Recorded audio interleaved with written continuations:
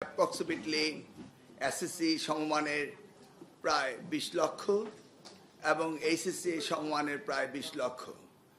এই 40 লক্ষ শিক্ষার্থী মানে 20 এসএসসি এবং এইচএসসি এদের লেখাপড়া ভবিষ্যৎ অত্যন্ত গুরুত্বপূর্ণ।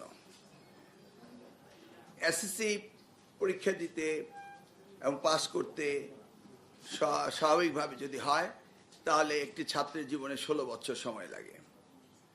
আর এইচএসসি অর্থাৎ 12 গ্রেড হায়ার সেকেন্ডারি আর 2 বছর যোগ করলে 18 বছর সময় লাগে। কিন্তু আমরা ইতিমধ্যে দেখেছি যে এই এইচএসসি পাস করতে 20 বছর বয়স হয়ে যায়।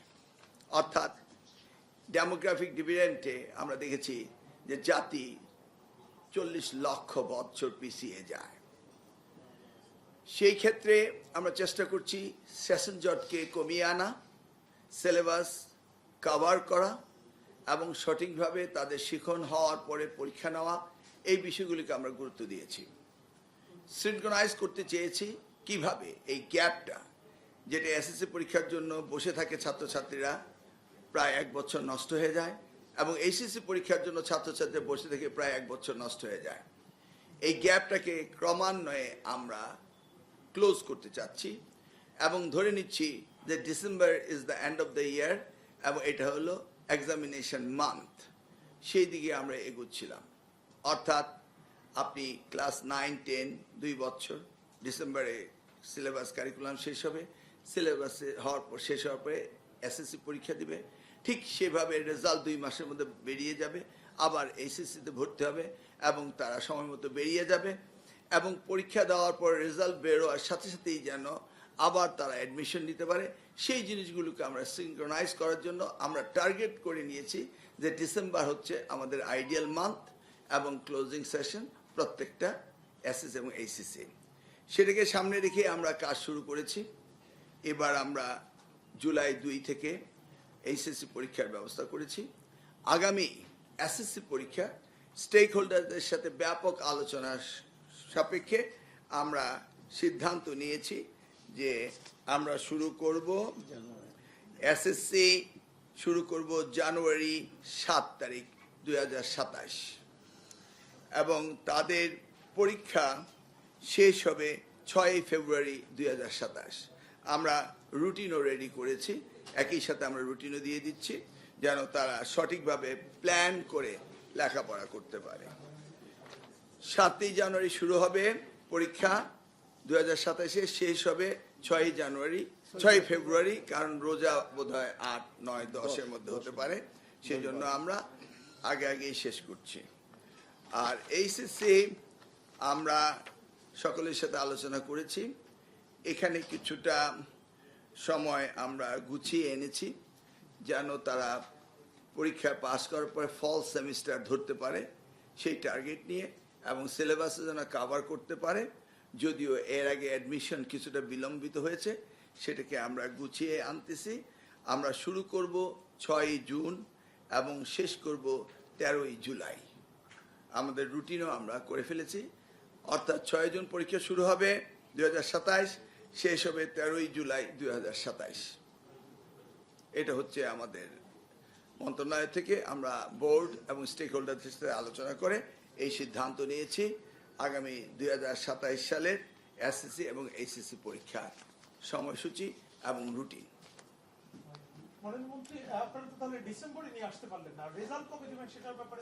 রেজাল্ট আমি 2001-এ, তখন আপনি সাংবাদিকতা করতেন না, তখনই আমি এটা টাইম বেঁধে দিয়েছিলাম 2 মাস, এর বেশি একদিনও কেউ রেজাল্ট ধরে রাখতে পারবে না।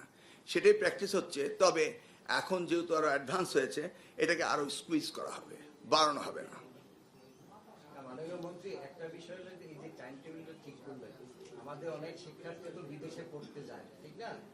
সেই বিদেশের কারিকুলামের সাথে কি টাইমিং এর সাথে এটা কি সামঞ্জস্য আছে? বিদেশের সেমিস্টারের সাথে আমরা সামঞ্জস্য রেখেই বিদেশে লেখাপড়া করতে যায় ফল সেমিস্টারে। ফলটাকে সামনে রেখেই আমরা জুন মাসে পরীক্ষা নিচ্ছি, জুলাইতে শেষ হবে এবং তারা ফল সেমিস্টার ধরতে পারবে। আর কোন প্রশ্ন? পরীক্ষা আপনি যেটা নিচ্ছেন সামনের বছর যেটা নিচ্ছেন সেটা 6 মাসে মাত্র 6.5 মাসের মতো ব্যবধান। কিভাবে? এটা শেষ হবে 14 জুন, ব্যবহারিক সবকিছু মিলিয়ে যেটা চলছে এখন। এটা জুলাই মাসের 2 তারিখে শুরু হবে। এসএসসি বলছে, হ্যাঁ, এসএসসি, হ্যাঁ। শেষ হয়ে গেছে। ডিউরেশন থাকে 6 মাস, 6.5 মাসের পরে করতে পারে। মানে এত অল্প সময়ে কভার করা সম্ভব হয় না। মানে কোনটা কভার করা? যেটা এসএসসি হচ্ছে এখন, এটা শেষ হয়ে পরেরটা শুরু হতে ডিউরেশন হচ্ছে না, এটা তো 2 ব্যাচ। এটা হলো এসএসসি 26, ওটা হলো এসএসসি 27, দুটো তো 2 ব্যাচ। আপনার বোর্ড প্রিপারেশন আছে কিনা, খাতা দেখা, ইনশাআল্লাহ সমস্যাতে আলোচনা। মানে বোর্ডের জন্য কি আমরা ছেলে মেয়েদের লাইফ নষ্ট করে দেবো? দরকার বোর্ডে এমপ্লয়ি বাড়াবো, এটি তো পয়েন্ট। বোর্ড পরীক্ষা দিতে পারবে না জাতির জীবনে, আমরা শিক্ষার্থীরা সময় নষ্ট করি, এটা তো হয় না। বোর্ডকে করতে হবে। বোর্ড চলবে শিক্ষার্থীদের সাথে, সেশনজট যেন না হয়, তাই না? বোর্ড পারবে না তাই আমরা পিছিয়ে দেবো, এটা হয় না। বোর্ড পারবে। আর ইনশাআল্লাহ চেয়ারম্যান সাহেব আছে। এই যে টাইম ডিউরেশনটা আপনারা ফিক্স করলেন, এটা কি ক্রমান্বয়ে কি আরো কমিয়ে নিয়ে আসার চেষ্টা থাকবে? আমি বলেছি আমার বক্তব্যে হোয়াট ইজ আওয়ার টার্গেট। আমরা সিনক্রোনাইজ করেছি এবং আমরা চাচ্ছি যে কোনো শিক্ষার্থীর জীবন থেকে যেন কোনো সময় বিনা কারণে নষ্ট না হয়। এই উদ্দেশ্যকে সামনে নিয়ে আমরা আস্তে আস্তে এগুচ্ছি। মাননীয় মন্ত্রী, সেই ক্ষেত্রে উচ্চ শিক্ষায় ভর্তির একটা বিষয় আছে, তাদের সঙ্গে যোগাযোগ করবেন, কারণ আমাদের তো উচ্চশিক্ষা হয় স্প্রিং অ্যান্ড ফল, 2টা সেমিস্টার। সামার সেমিস্টারে কেউ ভর্তি হতে যায় না। আমরা ফল সেমিস্টারকে টার্গেট করেই ইন্টারমিডিয়েটের রেজাল্ট আউট করব। সেটা টার্গেট করি, আপনার প্রশ্নের উত্তর টার্গেট করি। মাননীয় মন্ত্রী, পাবলিক বিশ্ববিদ্যালয়গুলিতে আসলে একবারেই ভর্তি পরীক্ষা হয়, মানে বাংলাদেশের প্রেক্ষাপটে। তো সেক্ষেত্রে বিশ্ববিদ্যালয়গুলোকে কোনো ধরনের ইউজিসির মাধ্যমে আপনারা তাগাদা দিবেন কিনা যে এই পরীক্ষা ফলাফল ঘোষণার এতদিনের মধ্যে তাদের ভর্তি পরীক্ষা? ইয়েস, আমি আমার বক্তব্যে ক্লিয়ার করেছি যে রেজাল্ট আউট হওয়ার পরে অ্যাডমিশনের কোনো গ্যাপ আমরা রাখতে চাই না। কারণ আমরা চাই যে রেজাল্ট হবে, সাথে সাথে অ্যাডমিশন নিবে। এটাকে সিনক্রোনাইজ করতে হবে। ধরে নেন আপনার প্রশ্ন উত্তরে এবারের এসএসসি আমরা জানুয়ারিতে নিয়ে আসছি, তার মানে অলমোস্ট ক্লোজ টু ডিসেম্বর। তাহলে আমরা যদি বেস লাইন এসএসসিকে আমাদের টার্গেটে নিয়ে আসতে পারি, তাহলে এরা যখন ইন্টারমিডিয়েট পাস করবে তখন কিন্তু আমরা রেগুলারাইজ হয়ে যাব। জাস্ট 2 more years রেগুলারাইজ হতে, তাই না? এটা এই ইনিশিয়েটিভটা অবশ্যই প্রশংসনীয়, কিন্তু আপনার শিক্ষার মানের কথা যদি বলি, আমি নিউজ করেছি অনেক জায়গাতে প্রাইমারি অনেক শিক্ষার্থী এখনো বাংলা ইংরেজি রিডিং করতে পারে না। অবকাঠামো যদি বলি, নারায়ণগঞ্জে একটা স্কুল নিয়ে নিউজ করেছি আমি, ক্লাসের জানালা দরজা চুরি হয়েছে, 1.5 বছর ধরে টয়লেট নেই। এই যে সমস্যাগুলো, এই মান উন্নয়নের ক্ষেত্রে আপনারা কতটুকু গুরুত্ব দিচ্ছেন? না, টয়লেট নেই, এটা হলো টয়লেটের মান উন্নয়ন। আমরা লেখাপড়ার মান উন্নয়ন যেটা বলছেন, এটা আমরা সার্ভে করেছি, আমরা দেখেছি যে মান আমাদের এই প্রাইমারিতে একদম খুবই কম, সেটা আমরা অ্যাড্রেস করছি। তারপরে পড়ালেখার অভ্যাসের জন্য এভরি সেক্টর আমরা প্রোগ্রাম নিচ্ছি। রাতারাতি তো হবে না, মাত্র 3 মাস বয়স হলো আমাদের, কিন্তু আপনার যে মান উন্নয়নের কথা এটা আমাদের মনে আছে এবং সেদিকে আমরা কাজ করছি। একদম প্রাইমারি, সেকেন্ডারি, টার্সিয়ারি আমাদের টিচার্স ট্রেনিং প্রোগ্রাম রয়েছে। এই আমরা ইয়ার সাথে কি বলে বিশ্ব স্বাস্থ্য সংস্থার সাথে আমরা গতকালকে মিটিং করেছি। আমরা বই কিনবো, তাদেরকে রিডিং হ্যাবিটস বাড়াবো, মাল্টিপল সব দিকে আমরা কাজ করছি। দেখা যাক কি করা যায়। আপনারা তো লিখছেন বলেই আমরা জানি। তবে মন্ত্রী, পরীক্ষা চলাকালীন সময় যে কোচিং সেন্টার বন্ধের কোনো নির্দেশনা আচ্ছা, কোচিং সেন্টার তো আমি রিকগনাইজ করি না। কোচিং সেন্টারকে রেজিস্টার তো রিকগনাইজ করি না আমি। আহা, কথাটা তো বুঝতে হবে। আমি কি অথরিটি কোচিং সেন্টারের নোটিশে বন্ধ করা? প্রস্তুত তো আপনিই জানেন, আমার আন্ডারে নাকি কোচিং সেন্টার তারা ইন্ডিভিজুয়ালি তারা করে।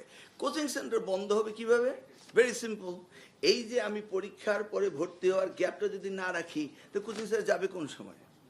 ক্লিয়ার? আপনি কোচিং সেন্টারকে কিভাবে ডিরেক্টলি অর্ডার করবেন বন্ধ? এটা কি আন্ডার মাই জুরিডিকশন? তাহলে কোচিং সেন্টার কখন প্রয়োজন হবে না তখনই তো বন্ধ হবে। প্রয়োজন হবে না কিভাবে? খুব সিম্পল, ক্লাসরুম এডুকেশন হবে, ইন হাউস কোচিং হবে, টিচারই পড়াবে। আস্তে আস্তে আপনার এই জায়গাটি আমাদের ফেরত আসতে হবে, টিচাররাই তার ছাত্ররে পড়াবে, তখন কোচিং সেন্টার অটোমেটিক্যালি। মাননীয় মন্ত্রী, একটা বিষয় হলো যে অতীতে যখন কি প্রশ্ন ফাঁসের এই ঘটনাগুলো ঘটছে, তখন দেখা গেছে যে কোচিং সেন্টারের টিচাররা এর সাথে জড়িত।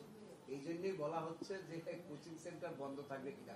ওদের অভিযোগ জড়িত থাকার প্রমাণ পাওয়া গেছে। আমি তো এত স্মার্ট না, বুঝি নেই যে আপনি কোচিং সেন্টারে প্রশ্নপত্র পাস করে হ্যাঁ, না এরকম অনেক অভিযোগ আসছে, প্রমাণিত হয়েছে। না না, কোচিং সেন্টার নিয়ে আমরা তো নির্দেশ দিতে পারি না।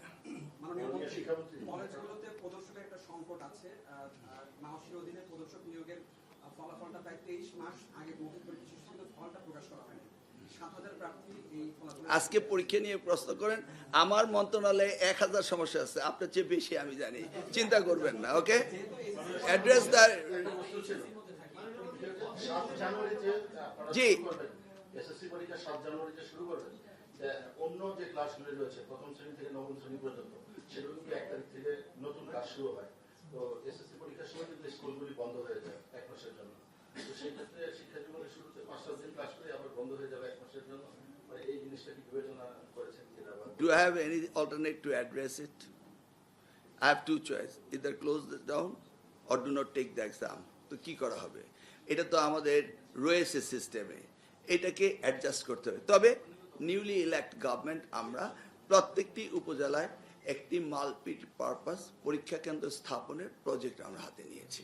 এটা হলো আমাদের ডিসিশন, কিন্তু এখন তো আর আপনি কিচ্ছু করতে পারছেন না। 1 তারিখে নতুন বই তুলে দেওয়ার বিষয়টা কি আপনাদের অগ্রাধিকারে আছে কিনা? মানে কারণ অবভিয়াসলি এটা তো বিএনপি সরকার প্র্যাকটিস করে আসছে।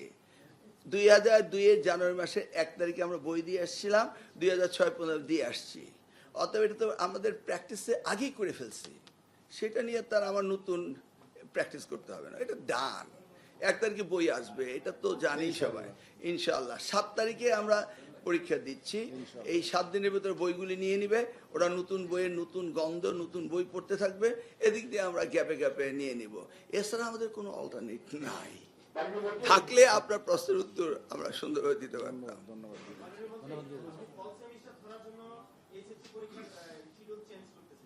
না, শিডিউল চেঞ্জ করছি না, আমরা ক্রমান্বয়ে প্রত্যেক শিক্ষার্থীর জীবন থেকে 2 বছর যেন নষ্ট না হয় সেই দিকে এগোচ্ছি। এটা তো আমাদের সিদ্ধান্ত নিতে হবে, এটা তো বোর্ড নিতে পারে না, মন্ত্রণালয় নিবে।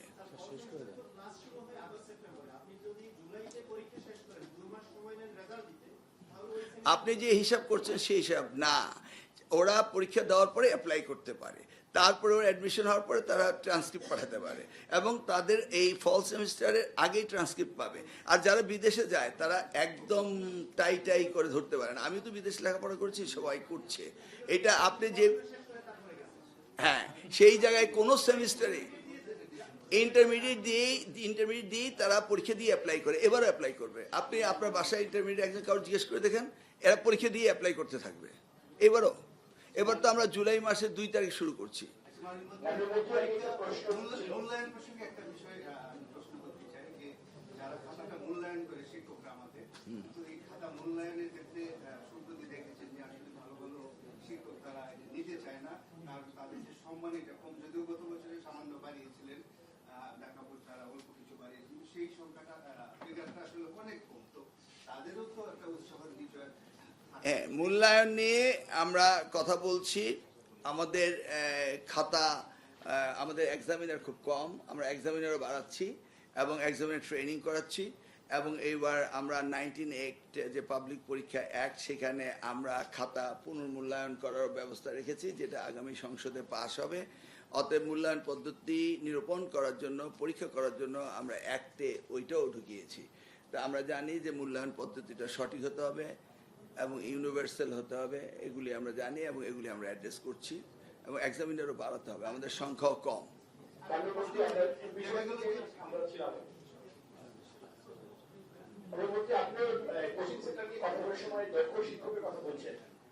আমরা গণমাধ্যমে নিশ্চয়ই আপনি দেখেছেন যে কি পরিমাণ ভুয়া শিক্ষক নিয়োজিত হয়েছে এবং তাদেরকে খরচ পরিমাণ টাকা আপনি ফেরত দেওয়ার জন্য আপনার নির্দেশনা দিয়েছেন। এই শিক্ষকগুলো অন্তর্ভুক্ত হচ্ছে সরকারি কর্মকর্তাদের হাত ধরে, সে তাদের ব্যাপারে আপনাদের ব্যবস্থা কি থাকবে? ওয়েল, আপনি তো দেখেছেন আর আপনাদের রিপোর্ট আমরা দেখছি, সেই জন্যই আপনিও জানেন আমরাও জানি। এইটা নিয়ে আমরা ডিআইএ থেকে আমরা একদম নতুনভাবে এগুলি সার্চ করছি, আর আমরা ওখানের এই সফটওয়্যার চেঞ্জ করছি, নতুন অ্যাপস আনতেছি, যেটার মধ্য দিয়ে আমরা ওদেরকে আইডেন্টিফাই করতে পারবো। নতুনভাবে ডাটা এন্ট্রি করার প্ল্যান করেছি এবং করছি এবং কাজ চলছে। তো সেই ক্ষেত্রে একটু পরে, কিছুদিন পরে আমরা এগুলি সব রেডি হলে তখন ওদেরকে আইডেন্টিফাই করতে পারবো। এটা তো বহুদিনের আগে থেকে হয়ে আসছে, সেটা ওভারনাইট হবে না। তবে আমি যদি সেগুলি নিয়ে খুঁজতে থাকি তা আগামী দিনে কোনো কাজ করতে পারবো না। আপনি যদি পিছনের দিকে যেতে থাকেন তাহলে এত সমস্যা, বুঝলেন না? ওই দেখেছেন তো ডিজি প্রাইমারি অফিসে আগুন লাগিয়ে দিয়েছে, কম্পিউটার পুড়িয়ে দিয়েছে, দেখেন নেই? ওই কারণেই, কারণ আমি তদন্ত কমিটি করেছি, প্রকিউরমেন্ট ঠিক আছে কিনা। কি করবেন? শুরু করতে হবে তো।